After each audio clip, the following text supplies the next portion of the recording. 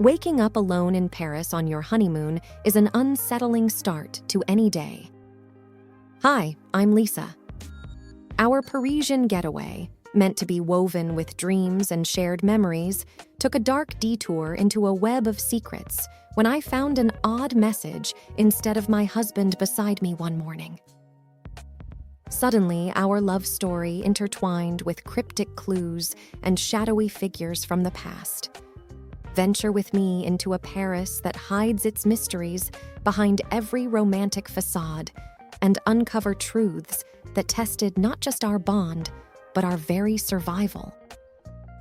So, my name is Lisa, and this is my Parisian story. The glow of the morning sun on Parisian rooftops was breathtaking. I stretched, luxuriating in the satin sheets of our boutique hotel room, reveling in the faint sounds of the bustling Paris streets below.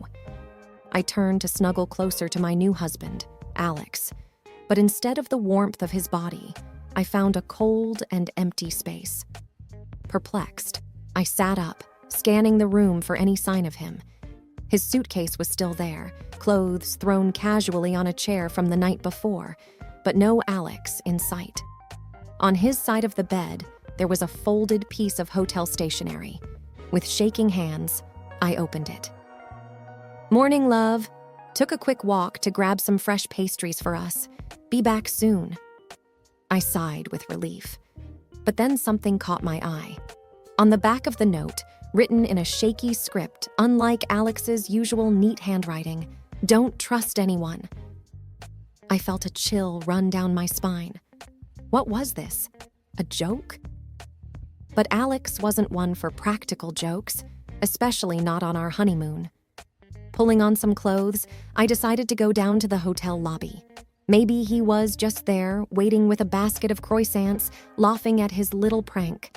The hallway was quiet, the muted gold wallpaper gleaming softly. I took the elevator, trying to shake off the unsettling feeling. The elevator doors opened to a bustling lobby, but no sign of Alex. I approached the receptionist, a tall woman with raven black hair and striking red lipstick. "Excuse me," I began. "Have you seen my husband? Tall, brown hair, green eyes?" She looked up, her gaze cold and distant. "No, madame. I haven't seen anyone matching that description." I thought back to the mysterious message. "Don't trust anyone." Panic bubbled up, and my mind raced. Maybe he'd been kidnapped? But why? We were just two newlyweds from Ohio. Suddenly, I remembered something. A week before our wedding, Alex had mentioned an old college rival, Derek, who had become extremely wealthy and influential after a major tech breakthrough. They had both been in competition for the same job, and Alex had won. Derek had never forgiven him. The pieces started to come together. What if Derek was in Paris? What if he had found out about our honeymoon destination and planned something to get back at Alex? I decided I needed to act. The police would take too long, and Alex might be in danger now. So I thought of a plan. First, I needed to gather information. Derek had a prominent online presence. If he was indeed in Paris, there would be some digital trail. I headed to a nearby internet cafe, blending in with the tourists. Within an hour, I found a photo on Derek's Instagram, standing in front of the Eiffel Tower, uploaded just the day before. My heart raced. This was it. This was the confirmation I needed. But how to get back at him? Then, an idea formed. Derek was a proud owner of a vintage Bugatti, a car he flaunted at every opportunity. I remembered Alex once mentioning that Derek would be devastated if anything happened to it. With newfound determination, I began my revenge plan. I would hit Derek where it hurt the most, his prized possession.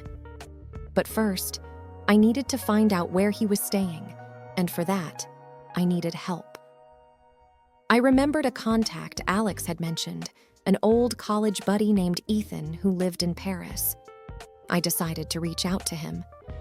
Using a burner phone I purchased, I dialed Ethan's number. "Ethan, it's Alex's wife. I need your help." I could hear the surprise in Ethan's voice. "What's going on?" I recounted the story to him, and by the end, he was fully on board. Together, we began our mission to find Derek, save Alex, and deliver the revenge he deserved. The city of love was about to become the city of revenge.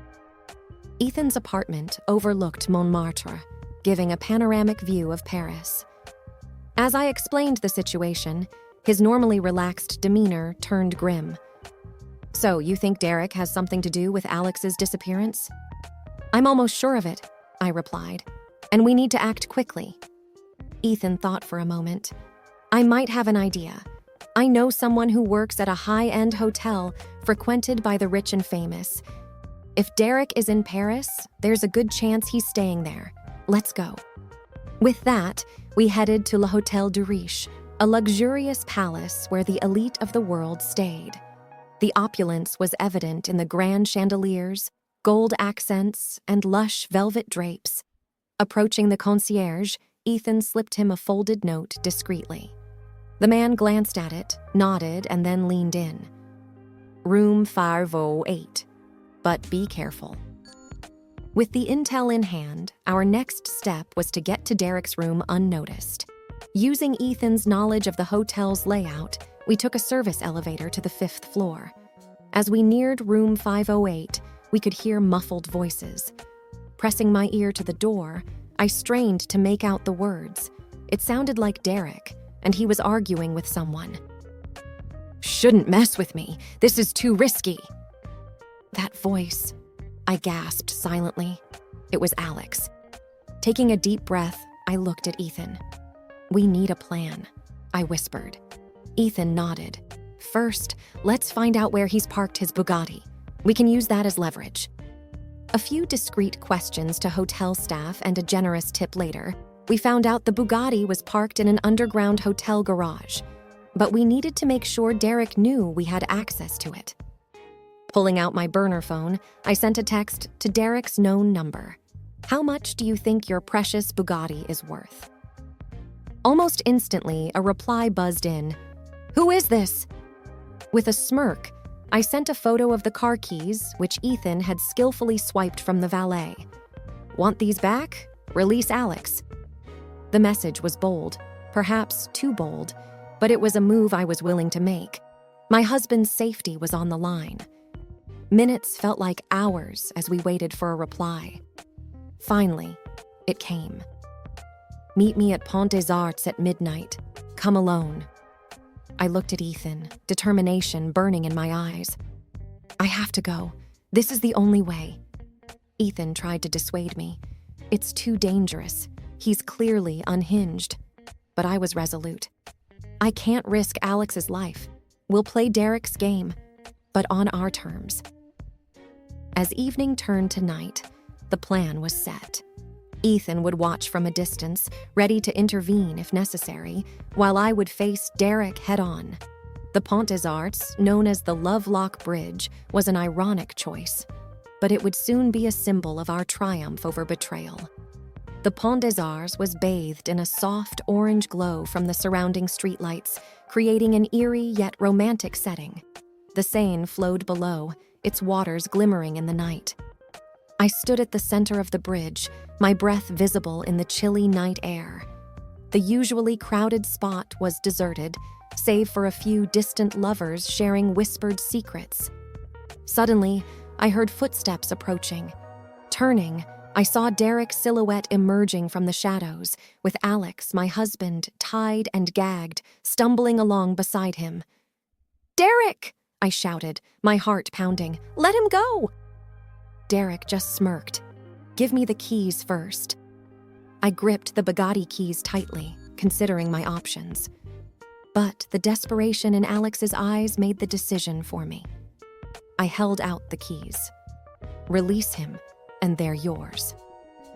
Derek paused for a moment, a sinister smile playing on his lips. "You always were so predictable, Lisa." As he reached out for the keys, a soft whistle broke the tension.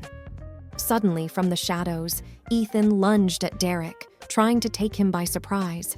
But Derek was quicker than we anticipated. A scuffle ensued. Both men